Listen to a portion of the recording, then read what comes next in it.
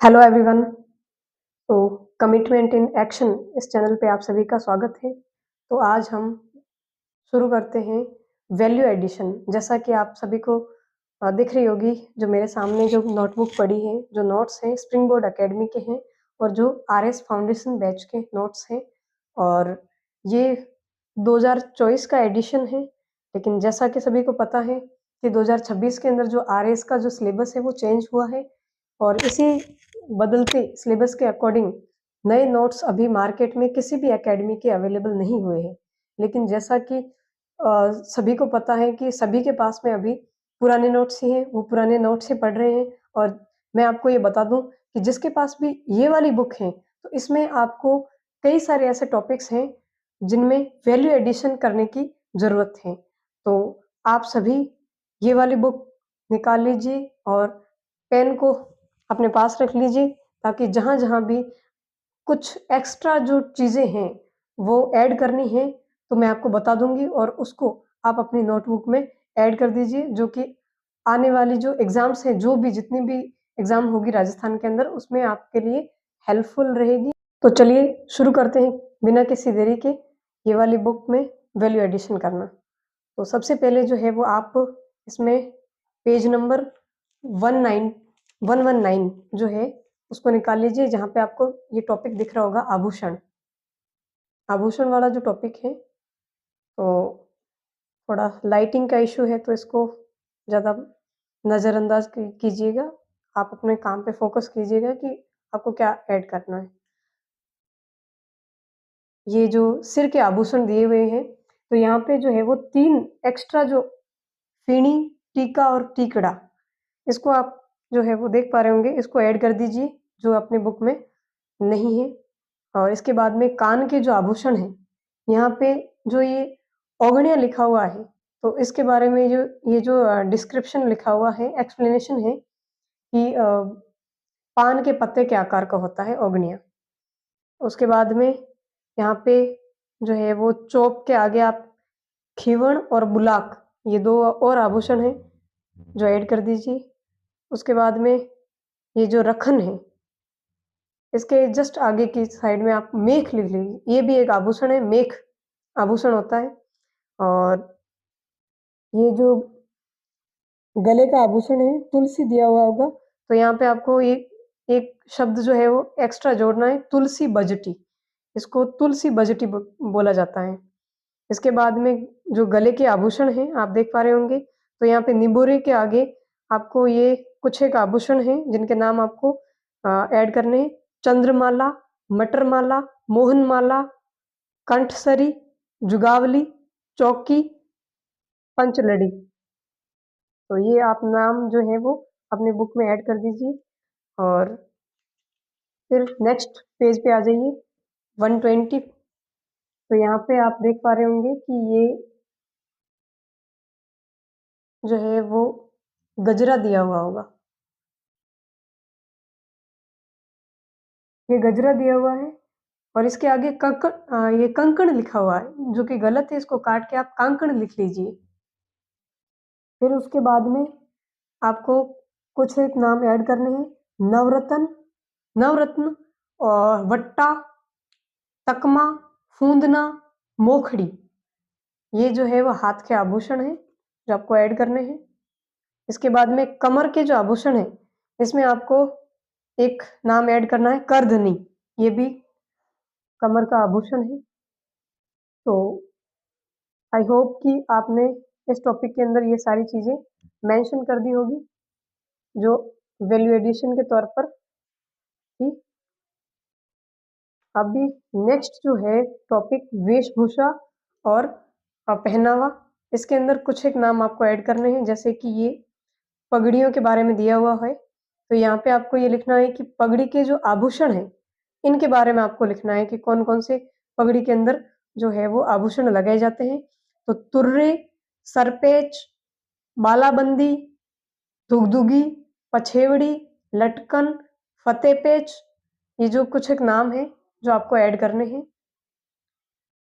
और इसके बाद में नेक्स्ट जो पेज है, वहाँ पे ये जो कमरबंद या पटका दिया हुआ है, तो ये तलवार रखने के लिए होता था। तो इसको आप मेंशन कर दीजिए तलवार रखने हेतु। इसके बाद में जो नेक्स्ट जो पेज है 1 to 4 124, तो यहाँ पे आपको ये दिया हुआ होगा दामड़ी लिखा होगा, तो ये दामड़ी गलत है और इसको आप दामनी कर दीजिए। हणा है वो आप बना दीजिए इसका दामड़ी का। ठीक है, ये मैंने लिखा है साइड में दामनी। मारवाड़ की जो स्त्रियां होती है वो लाल रंग की ओढ़नी ओढ़ती है जिसके अंदर धागों की कसीदाकारी होती थी, तो वो पहनी जाती थी, तो उसको दामनी बोला जाता था। इसके बाद में नेक्स्ट जो है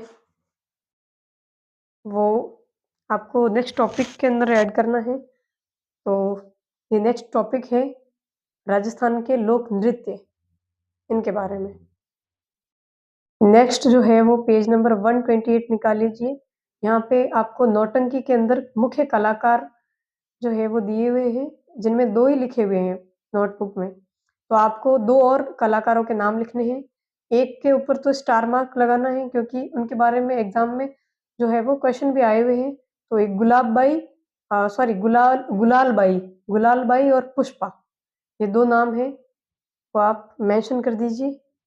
और इसके बाद में नेक्स्ट जो है वो टॉपिक निकाल लीजिए आप 190 पेज नंबर पे, छत्रियाँ या देवल दिया हुआ होगा। तो यहाँ पे आपको ऊपर ही ऊपर आपको लिखना है 32 खंभों की जो छतरी है वो रणथंभौर में स्थित है और जिसका निर्माण हमीर ने करवाया था अपने पिता जत्र सिंह की याद में। तो आप ये इतना ही लिख लीजिए, हमीर ने और कोष्टक में जत्र सिंह की याद में। उसके बाद में एक जगन्नाथ कछवा की छतरी है जो मांडल भीलवाड़ा के अंदर स्थित है और ये भी 32 खंभों की छतरी है। इसके बाद में देवी कुंड सागर दिया हुआ होगा बीकानेर के अंदर। तो यहाँ पे प्रमुख छतरी जो है वो कल्याणमल की है और जो छतरी है चित्रांकन की हुई वो रतन सिंह की छतरी है। और इसके बाद में अनूप सिंह की छतरी है, वो यहाँ 16 खंभों की छतरी है। और एक ब्राह्मण देवता की छतरी के बारे में दिया हुआ है जो मंडोर के अंदर स्थित है जोधपुर में। फिर आगे नोट लगा के आप ये और लिख लीजिए सूरजमल की छतरी जो बूंदी का राजा था, तो वो तुलसी कोटा के अंदर स्थित है। फिर केसर विलास बाग के बारे में आपको लिखना है कि इनको शार बाग भी कहा जाता है। इसके बाद में यहाँ पे ये बंजारों की छतरी दी हुई होगी जो लालसोट दौसा में स्थित है और इसके अंदर जो स्तंभ जो या खंबे कहते हैं छतरी के अंदर जो यूज हुए हैं वो बौद्ध स्तूप के हैं 6 खंबे, उनको जो है वो यूज में लिया गया है।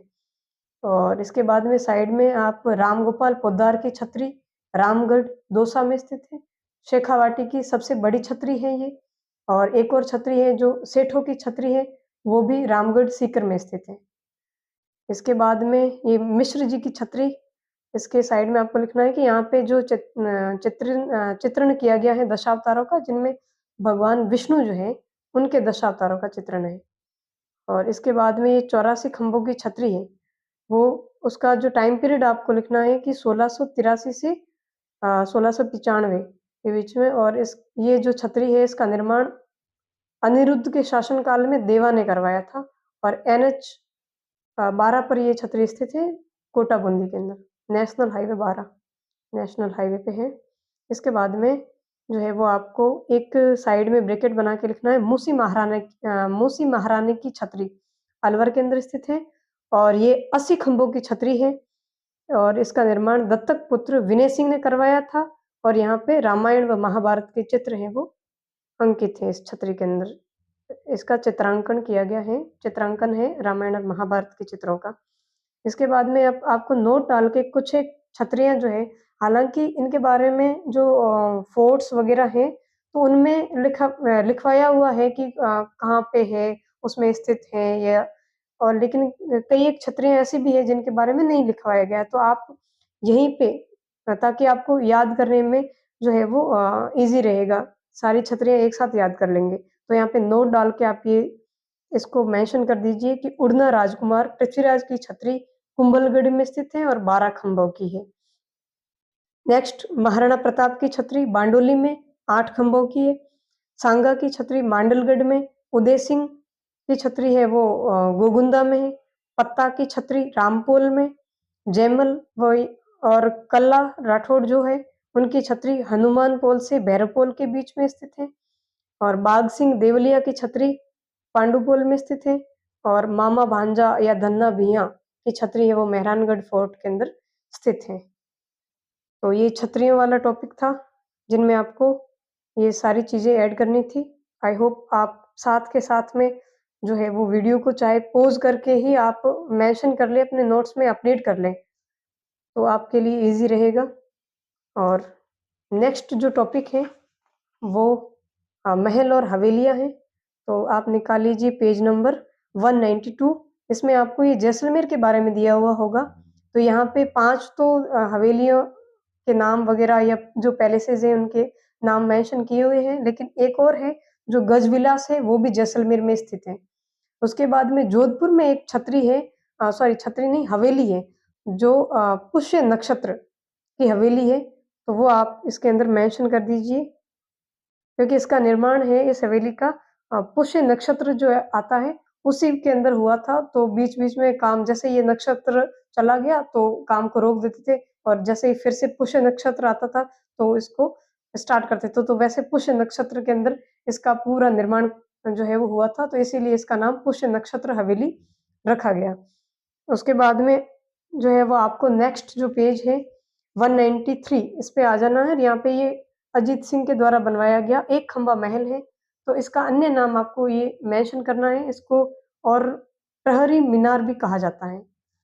इसके बाद में कोटा के अंदर जो महल और हवेलियाँ दी हुई है, इसमें एक हवेली है वो झाला की हवेली, जो कोटा में स्थित है और जो अपने भित्ति चित्रों के लिए प्रसिद्ध है। और यहाँ पे शिकार के जो दृश्य हैं वो दर्शाए गए हैं इन चित्रों के अंदर।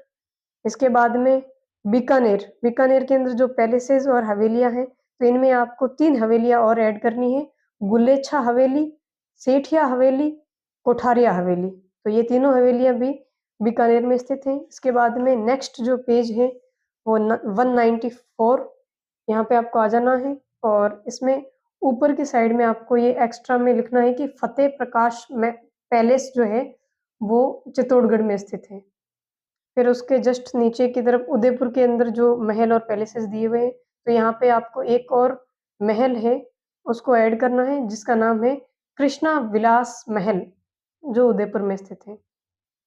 इसके बाद में बागोर हवेली जो है उसके बारे में लिखना है कि ये पिछोला झील के किनारे, पिछोला झील जो है उसके किनारे स्थित है, और इसका निर्माण अमरचंद बड़वा के द्वारा करवाया गया था।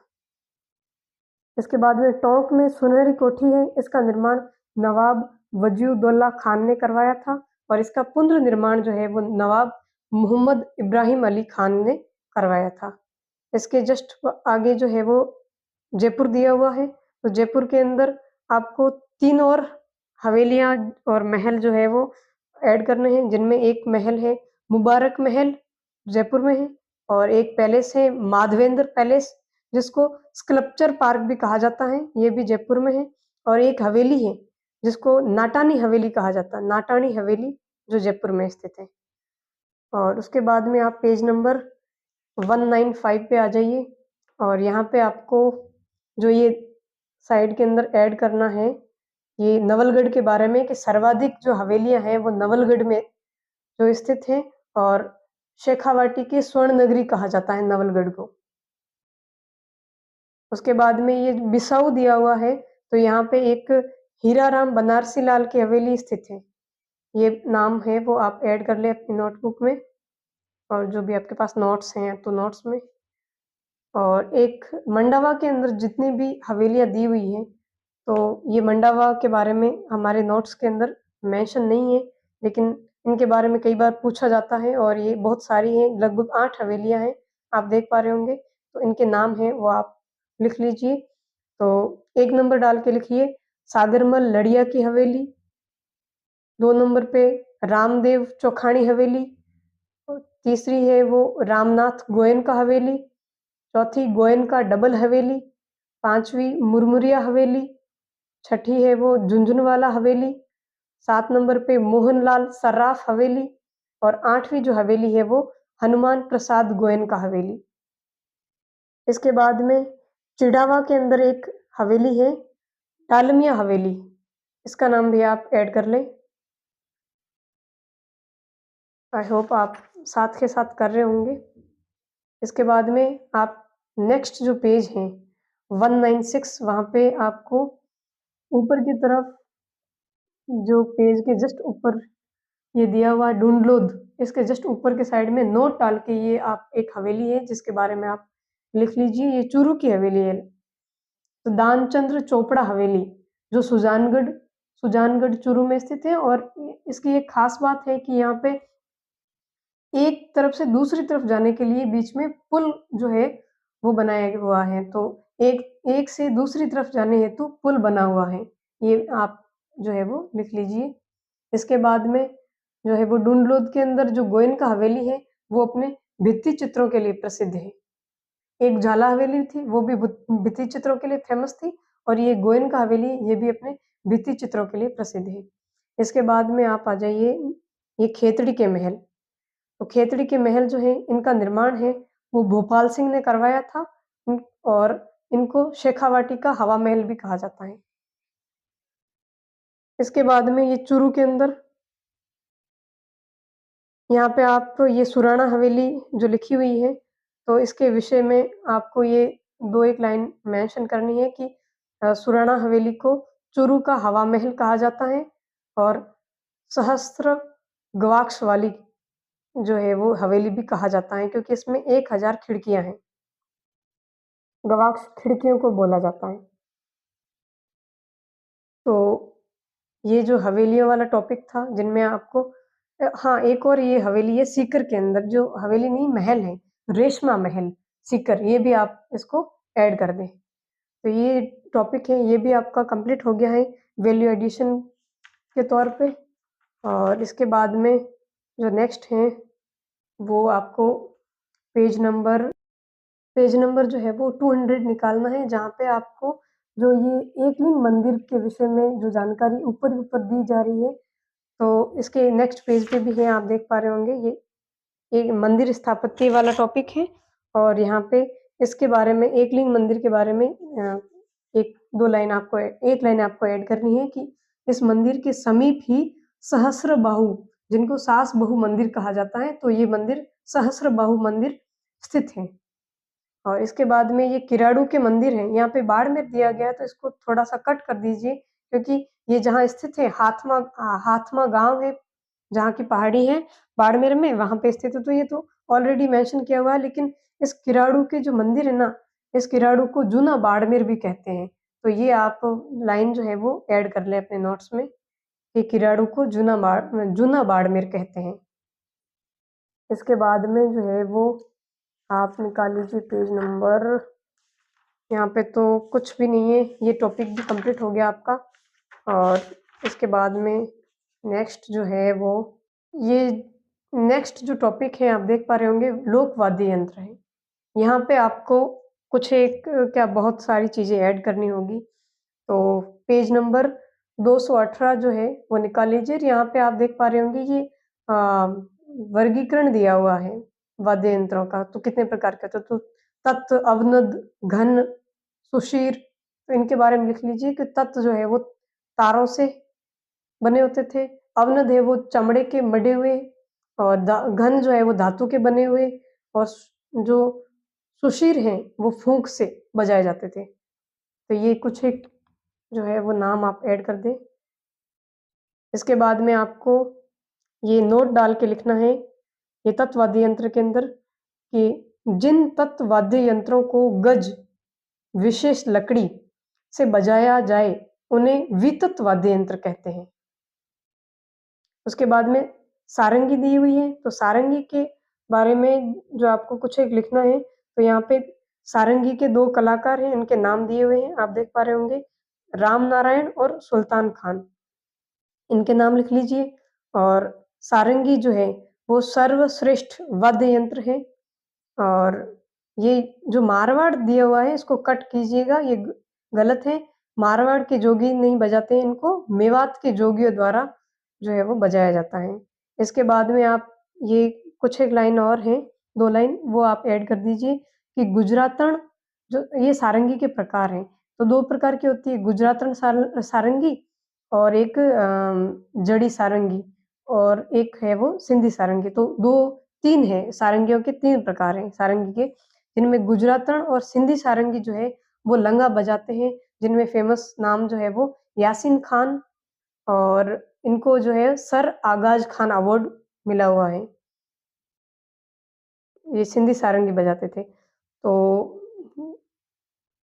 जड़ी सारंगी जो है वो मांगणियार बजाते हैं। फिर यासीन खान है वो लंगा है और ये जो सारंगी जो है वो मांगणियार बजाते हैं। तो ये दोनों एक कास्ट कह सकते हैं या जो अलग-अलग सारंगी बजाती हैं। इसके बाद में आप नेक्स्ट जो पेज है वो 219 पे आ जाइए और यहाँ पे आपको ये फड़ के बारे में दिया हुआ होगा, देवनारायण जी की फड़ बजाते हैं। तो ये वाद्य यंत्र है, जंत्र के बारे में लिखा हुआ है, तो यहाँ पे आपको ये लिखना है कि ये गुर्जर भोपे हैं, वो बजाते हैं, जंत्र वाद्य यंत्र। इसके बाद में आपको यहाँ पे ये नारियल दिया हुआ होगा शायद नोट्स के अंदर, तो इसको नारियल कर देना आप।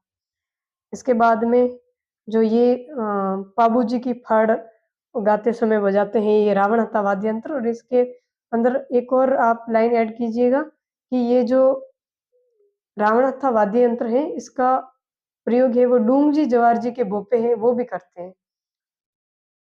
इसको डूंगजी जवार जी के भोपे भी बजाते हैं। इसके बाद में ये दिया हुआ है रवाज, तो रवाज के अंदर ये दिया हुआ है कि ये सारंगी की तरह वाद्य है, तो ये सारंगी की तरह नहीं है, ये कमाइचा की तरह है। तो सारंगी को कट कीजिए और कमाइचा लिखिए आप।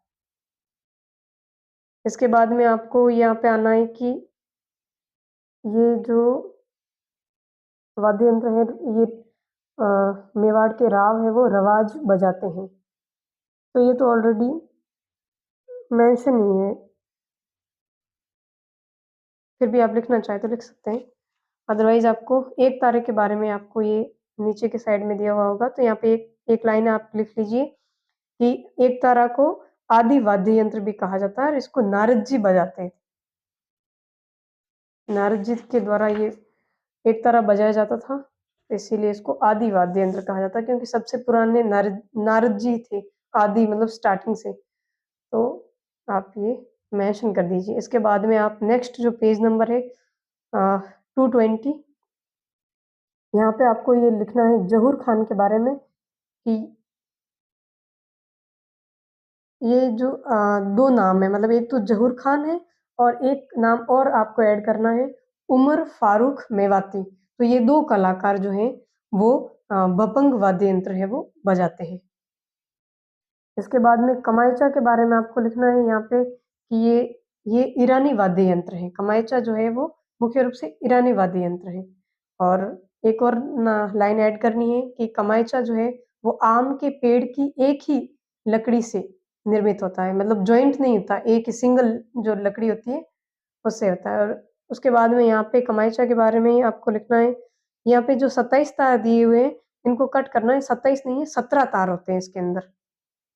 फिर आपको नेक्स्ट जो है वो सुरिंदा दिया हुआ होगा, तो यहाँ पे आपको एक और लाइन ऐड करनी है, यहाँ पे ये लिखा हुआ कि गायन के साथ नहीं बजाया जाता है तथा राजस्थान की लोक धुन में इसी वाद्य यंत्र का प्रयोग हुआ है। ये सुरिंदा के बारे में है। फिर आपको नेक्स्ट जो पेज है वो 221 221 पेज नंबर पे आ जाइए। यहाँ पे बांसुरी के बारे में आपको लिखना है कि इनके जो प्रसिद्ध कलाकार जो हैं बांसुरी के, वो है हरिप्रसाद चौरसिया। हरिप्रसाद चौरसिया जो है वो बांसुरी के प्रसिद्ध कलाकार हैं। इसके बाद में अलगोजा, अलगोजा के बारे में ये यहाँ पे ये कुछ वगैरह दिया हुआ है, तो इनको जैसे ही मैंने कट किया वैसे ही आपको कट करना है। ये सामान्यतः है, तो यहाँ पे भी आपको ये सही करना है, जो सामान्यतः ही करना है वो र है उसको काट देना है और इसके ये कुछ है, कुछ की जगह आपको एक करना है। एक में कुछ में नहीं होता है, एक में 7 तार होते हैं, 3 तार नहीं होते सॉरी तार क्या छेद। एक में 7 छेद होते हैं और एक में 4 छेद होते हैं। तो टोटल मिला के आई थिंक ये 11 छेद जो है अलगुजा के अंदर होते हैं। तो ये 3 और 5 दिया हुआ है, तो इनको थोड़ा-सा कट करके आप सही कर दें। ठीक है, तो इसके बाद में आप नेक्स्ट जो पेज है वो 222 पेज नंबर निकाल लीजिए और यहाँ पे आपको ऊपर आपको एक वाद्य यंत्र है, उसका नाम लिखना है। इसका नाम है तारपी वाद्य यंत्र। ये तारपी वाद्य यंत्र है, ये जो है वो सुशीर वाद्य यंत्र है। सुशीर वाद्य यंत्र है और इसको जो है वो कथोड़ी जो जनजाति है उनके द्वारा, कथोड़ियों के द्वारा बजाया जाता है। तो ये कथोड़ी बजाते हैं, तारपी वाद्य यंत्र। इसके बारे में आप लिख पा रहे होंगे आई थिंक। चलो ठीक है, नेक्स्ट जो है वो आपको शहनाई के बारे में लिखना है। ठीक है, तो यहाँ पे आप ये शहनाई जो है इसका अन्य नाम है वो सुंदरी है। शहनाई को सुंदरी भी कहा जाता है, तो सुंदरी आप है वो लिख लीजिए, अन्य नाम सुंदरी। और यहाँ पे आप ये देख पा रहे होंगे ये शहनाई के बारे में ये लिखा हुआ मांगी बाई, तो ये गलत है लाइन, है ना, इसको कट कर दीजिए क्योंकि कोई मांगी बाई शहनाई नहीं बजाती थी। तो इसके जो प्रसिद्ध शहनाई वादक हैं वो बिस्मिल्लाह खान हैं, वो माने जाते हैं। तो ये आप बिस्मिल्लाह खान लिखिए आप यहाँ पे। ठीक है, इसके बाद में नेक्स्ट जो है वो आप नीचे की साइड में आ जाइए और यहाँ पे आपको सतारा के बारे में दिया हुआ होगा। तो यहाँ पे जो है वो कुछ एक जो जनजातियाँ हैं या जो लोग हैं उनके नाम, मतलब जो कह सकते हैं कम्युनिटीज़ हैं, उनके नाम आपको ऐड करने हैं। तो यहाँ पे आप लिख लीजिए कि बाड़मेर के अंदर जो गडरिये, मेघवाल और मुस्लिम हैं वो इसको सतारा को बजाते हैं। ये आप देख पा रहे होंगे। और उसके बाद में आपको एक और जो है वो वाद्य यंत्र है सिंघी। सिंघी वाद्य यंत्र है, इसको जोगी बजाते हैं। ठीक है, इसके बाद में नेक्स्ट जो पेज है वहाँ पे आप आ जाइए और यहाँ पे आपको लिखना है सबसे ऊपर की साइड में एक वाद्य यंत्र है नड़ वाद्य यंत्र। और नड़ वाद्य यंत्र है, इसको कर्णा भील के द्वारा बजाया जाता था।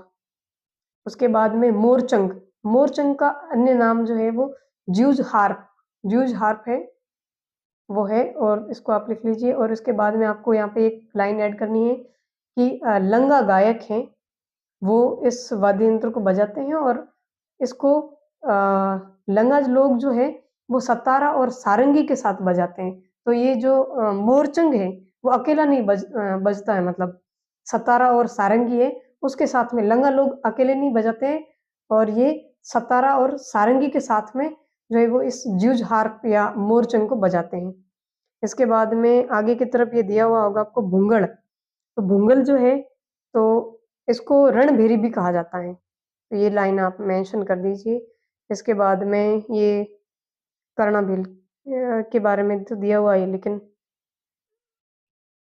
ये आप यहाँ पे देख पा रहे होंगे सुरनई, सुरनई जो है वो शहनाई के समान होती है। एक वाद्य यंत्र होता है सुरनई जो शहनाई के समान होता है।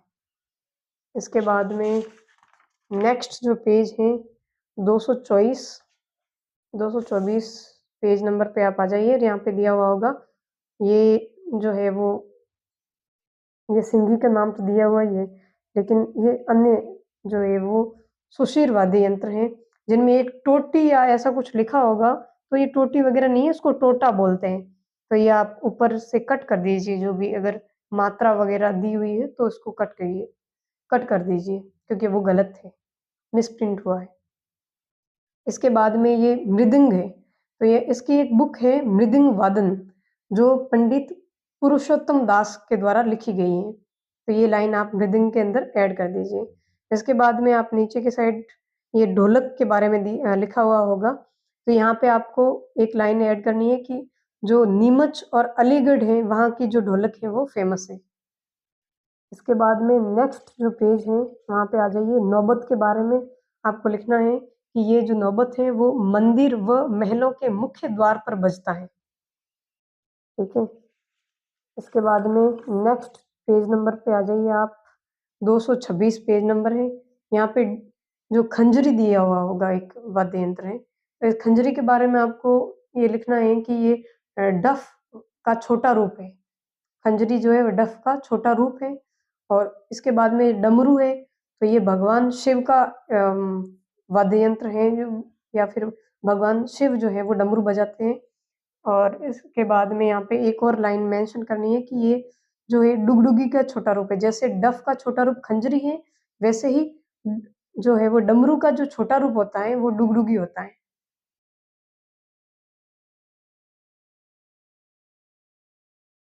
उसके बाद में धौंसा दिया हुआ होगा, तो धौंसा के बारे में आपको लिखना है कि ये आम की लकड़ी का भी होता है और फरास की लकड़ी का भी होता है।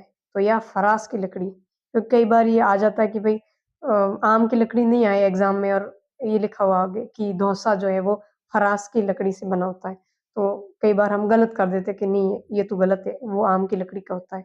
नहीं, ये फरास की लकड़ी का भी होता है। तो इसके बाद में ये एक और दिया हुआ होगा दमामा, तो इसका अन्य नाम है वो टामक भी है।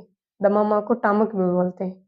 और ये जो है वो यहाँ पे लिखा हुआ होगा कि युद्ध के समय जो है वो युद्ध के जो वाद्य यंत्र हैं उनके साथ बजाया जाता था, लेकिन ये कहाँ कौन सा जो अम, इसकी टेरिटरी है या जो क्षेत्र है, एरिया है, वो मेवात क्षेत्र है, वहाँ पे बजता था ये। इसके बाद में घेरा, नेक्स्ट जो पेज नंबर 227 पे दिया हुआ होगा, एक वाद्य यंत्र है, घन वाद्य यंत्र है घेरा। तो यहाँ पे आपको एक लाइन मेंशन करनी है कि ये होली के अवसर पर है वो बजाया जाता है। उसके बाद में ये थाली के बारे में लिखना है कि चरी नृत्य के समय है वो थाली का प्रयोग होता है। और इसके बाद में आप खरनाल के बारे में ये आपको लिखना है, ये सदीक खान जो है वो खरनाल बजाते थे, और एक और नाम है गाजी खान बरना जो जोधपुर से हैं और ये भी खड़ताल बजाते हैं। ठीक है, तो आई होप कि आप साथ के साथ ऐड कर पा रहे होंगे ये सारी चीज़ें, और वैल्यू वैल्यू एडिशन जो है वो कर पा रहे होंगे। इसके बाद में आप जो लास्ट पेज है इस टॉपिक का 228 पेज नंबर, यहाँ पे आपको कुछ एक और नाम लिखने हैं, जैसे वाद्य यंत्र हैं ये भी।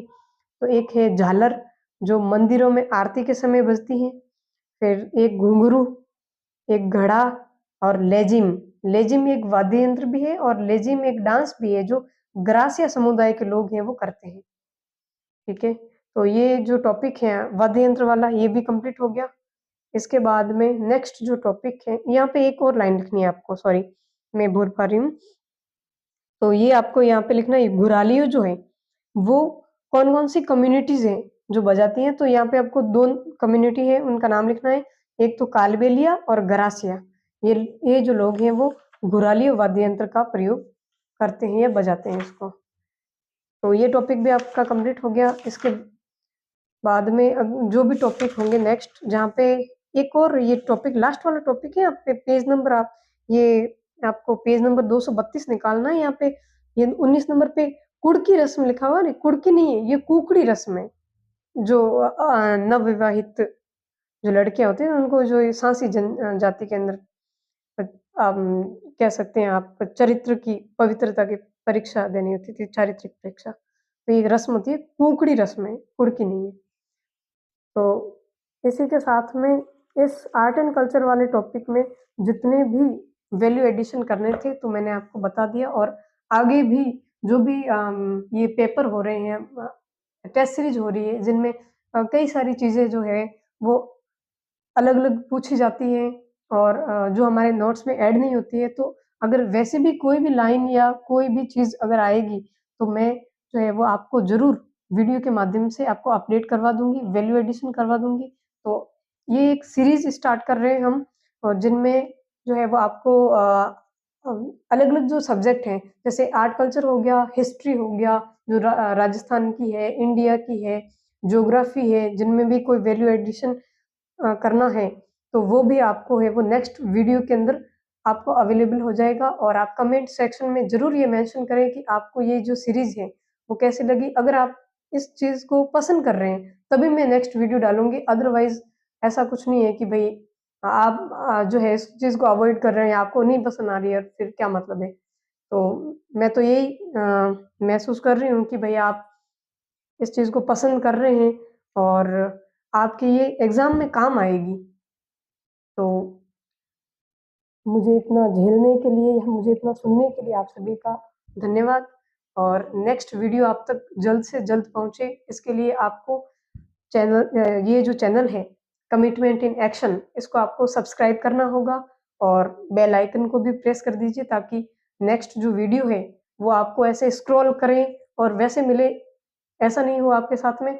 आपको नोटिफिकेशन आ जाए कि हाँ, ये जो नेक्स्ट वीडियो आ गई है, वैल्यू एडिशन करना है, अपडेट करना है नोट्स के अंदर, और हमारा जो आरएस का एग्ज़ाम है या जो पीएसआई का एग्ज़ाम है, तो इसमें हमें जो है वो हेल्प मिल सके। तो आप ये चीज़ प्लीज़ कर दीजिए। अगर नए हैं तो सब्सक्राइब कर दीजिए, और जो पुराने हैं तो इसको है वो वीडियो को लाइक कीजिए और शेयर भी कीजिए। Thank you so much.